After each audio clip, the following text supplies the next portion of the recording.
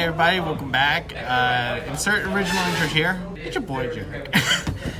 Here to showcase something that our team has been doing, which is our top 10 favorite decks that we like to play. Before we begin our top 10, we're going to go to our honorable mentions. What I got for my fifth or sixth, fifth would be DDD. I mean, I guess you could say it's a pendulum, but it's actually a kind of a unique pendulum where you rarely get to pendulum some, where most of your special summon focuses with your other action decks, like Flame King Genghis, the Synchro, and then utilize their effects from there to like build up your board of negates. But yeah, moving on, we're moving on to heroes. I mean, this was like one of my actual number one before, but as of recently, with like how like I think it's been, well, how do I put this, like an on and off thing? We're like, hey, heroes are back and getting new support. Anyway, number 3, adding Booster came out last year when I played the deck out. Man, imagine if Black Wings went to a theme park and they never came back. Number 2, Adamantipator. Because with the Adamantipator monsters, if you special summon Kawaki Guardian, you're protected from the beard. If you see my current builds of Adamantipator, I've recently more focused them. I wouldn't say focused, but like trying to get the deck into a more OTK thing. So that explains at least the fossil engine, so that like I can at least have some beast sticks to play with. Like if I'm either going first or second, I just like being optimal. And for my number 1 top honorable mentions, prank kits. It's gonna be a thing where I say a lot, but I just love arts, like different kinds of art styles. And what made me get into this game is how there is a lot of art styles, and prank kits is definitely one of them because it reminds me so much of Toons with the really zany art style that they're going with here. With that said, we're now moving on to our top 10s, and starting with the top 10, I got number 10, I got Synchron, and which is arguably the deck that I started with college. Well, there's another Synchro deck that I also played during high school, but I'll be saving that. I'll be saving for that when I get further down in my top 10 list. But Synchron, I just like how it kind of. Well, actually, I just like how they play. Number 9, Pendulums. The Odd Eyes variant, because like arguably out of all the Pendulum decks out there, my closest favorite that I like would probably have to be Odd Eyes, since that was probably like the closest thing that actually got me started with. Because like when I looked at the signature monster with the effect to deal double damage, that was pretty cool. Killing an opponent's monster with 0 attack while you have a boosted Odd Eyes Dragon, that's a lot of damage. Or Odd Eyes Pendulum Dragon, yeah. But yeah, you get what I mean. That's a lot of damage. And then from there, from then on, we got a lot of support, especially with Odd Eyes Vortex, our negate of the deck, and then afterwards, we even got more support with Pendulum Magician, and then look where Pendulum's got up to now. I want to say probably the first deck, probably build the fastest board, if not negated with Hand Trap. Moving on to number 8. If I had to name one favorite OG archetype from the original series, it had to be Toons, because I said this in my prank kits. I just love zany art style artworks, and especially when we got new support from. Well, before we got new support, it had its problems. Especially, well, even if we had Toon Kingdom, like the only thing we had to worry about was the Galaxy Cyclone. But now that we got new support, like with cards like Toon Terror, that is pretty much our Omni-Gate. Try Galaxy Cyclone me now.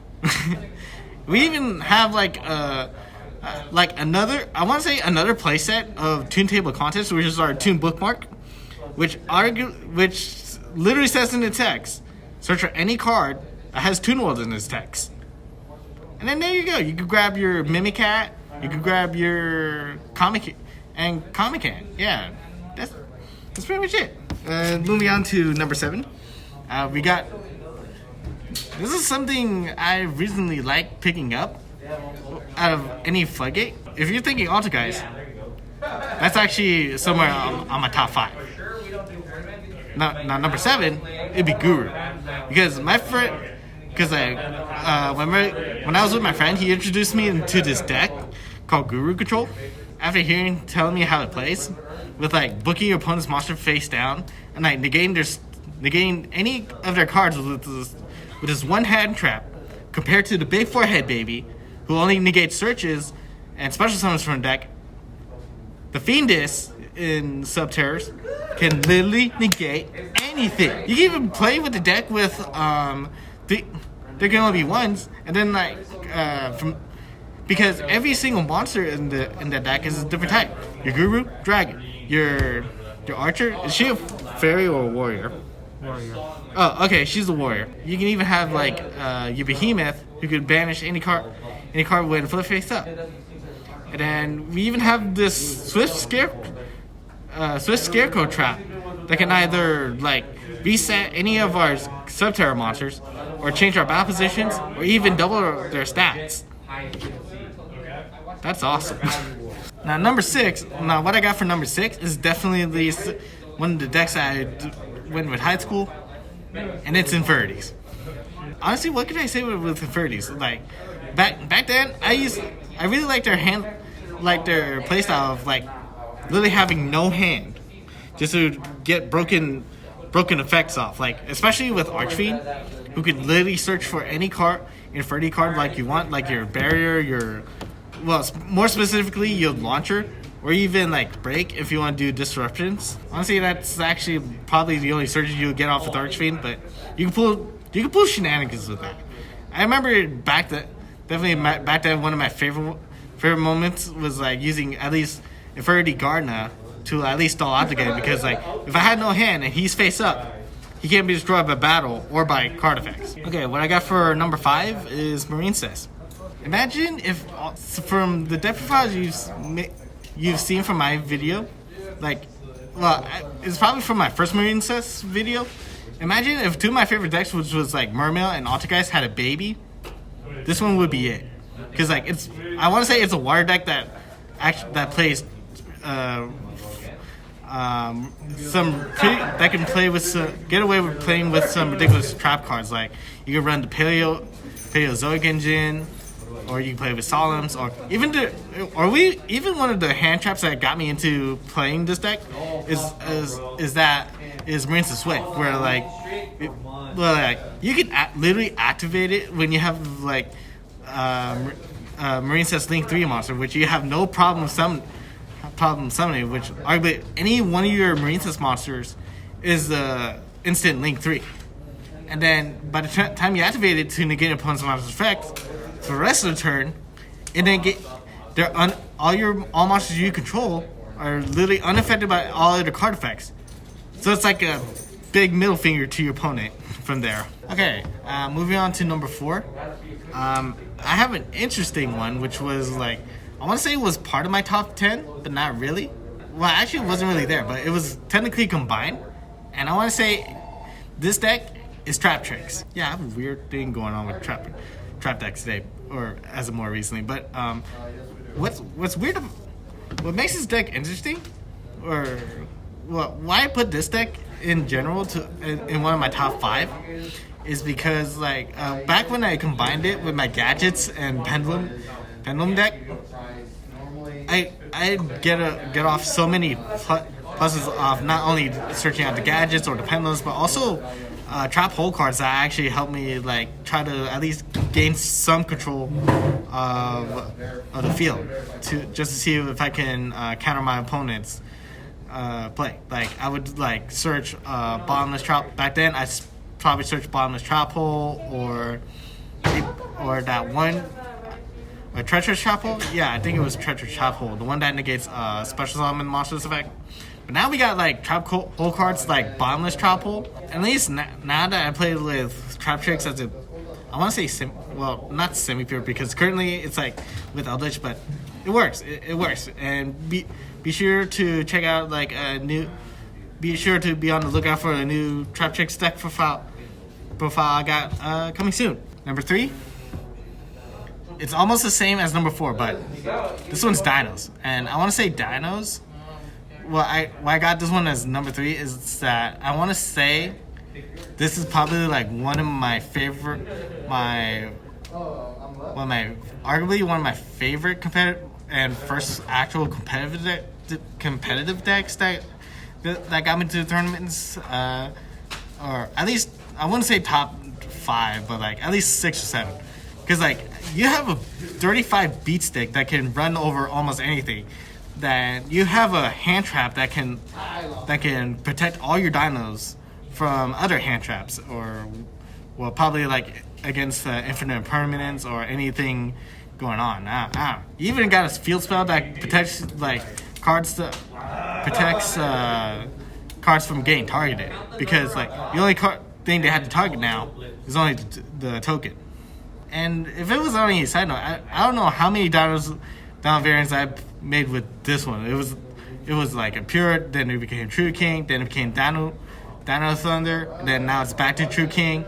But also on the side note, there's also going to be like a new crazy Dino variant from there. So look out for that one, you too. Yeah. What I got for number 2, Alter Guys.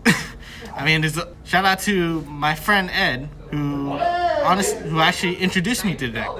And I definitely, and from there, and aside from Dinos, this would probably be arguably my number 1, also number 2 to number 1 competitive deck, because like, I mean, it's traps galore. You could, like I said in the Marine sets, you can set as any different kinds of traps you want in the deck. And as of recently, and which I'm pretty glad of, it's at least got to rogue tier, that you can now optimize with how many traps you what kind of traps you want to play, and what kind of traps you want to side to counter whatever decks your opponent's throwing at you. Like if it's Drytron, Master Restrict. Against Pendulums, Anti-Spell Fragrance. But this deck's been with me through competition. But out of closest to my number 1, and this is probably a surprise, or maybe not a surprise, but it was spoiled in one of recent videos. But it's Mermaid Atlantis. Probably one of my personal favorite combo. Honestly, one of my favorite personal combo decks that I definitely like playing. And from there, when I checked out the lore, when it was like waters versus fires, that was pretty cool. Also, reasons why I also picked with Mermaid Atlantis. I mean, you probably saw in my video that one of the signature one of the cards that was my favorite, Abyss Gun, which I even drew the thing, got me into the deck, and I always thought it was cute. But arguably, what also made, I want to say, like something that also makes me as a water player, kind of reminds me of like me missing my old childhood days back in like Hawaii or something. Yeah, I actually used to live in Oahu back in like I want to say 2001, and like probably out of any archetype that was closest to like near the Pacific Islands, it probably had to be mermaids or something. At least, but hopefully, like say after April, at least hopefully the deep sea and Atlanteans will be affected by sea bears. If you get what I'm going with.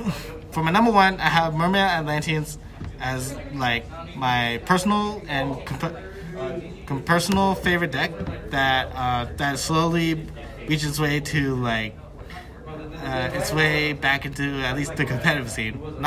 Maybe not tier 1 or tier 0, but at least back in Rogue, because I always liked it back in Rogue, and it was very budgetable. Anyway, this has been our top 10 deck profiles. Be sure to check out our other top 10 videos, and we'll see you next time.